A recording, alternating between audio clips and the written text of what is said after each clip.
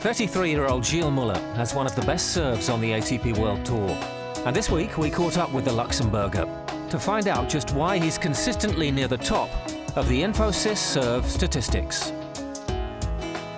Hello, I'm Justin Gimelstob here with ATP World Tour Uncovered, and a very special opportunity today to learn more about the serve. We're very fortunate to have one of the best servers on the ATP World Tour, Gilles Muller, and he has the added benefit of being a lefty.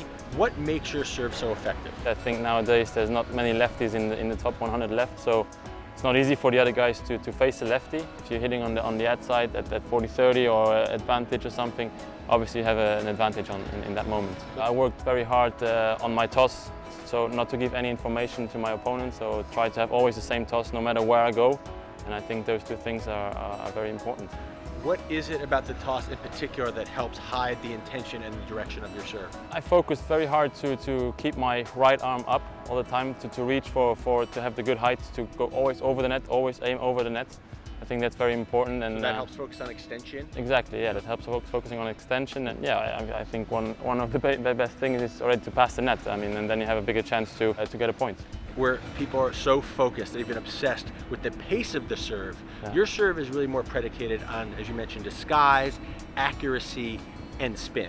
Yeah, I'm not really focused on the speed. I mean, obviously it's nice when you see the radar and it says 220, but it's not really helping my serve. I think I have to be loose to be able to hit the right spots and the right zones, and yeah, so the speed is not the best one, but I think it's not that important. If you hit the right zones with the right spins, I think it's more than enough. I faced your serve, and it seems like you have excellent shoulder turn, and it seems like you also have excellent weight transfer going into the shot, and you get a lot of energy from the ground, from your legs.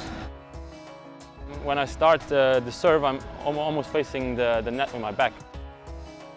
So I'm really using a lot of rotation, so I go back like this, and then I do this, and I'm using like the uncoiling? Yeah, I do a lot of rotation, and it gives me an extra edge on the spin, on the speed as well, and it's really helping me to height to the opponent. You have a very simple motion, but at the end you have excellent wrist work, and you can snap it off to all the corners in the body and use that spin effectively. How important is the hand and the wrist at the end for the location and the execution of the serve?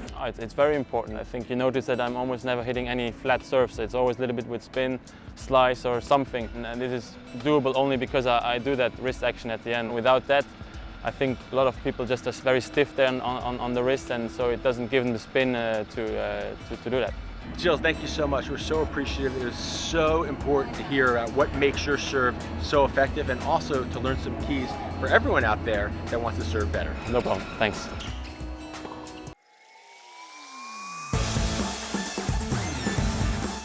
Next week on ATP World Tour Uncovered, Atlanta's arrived.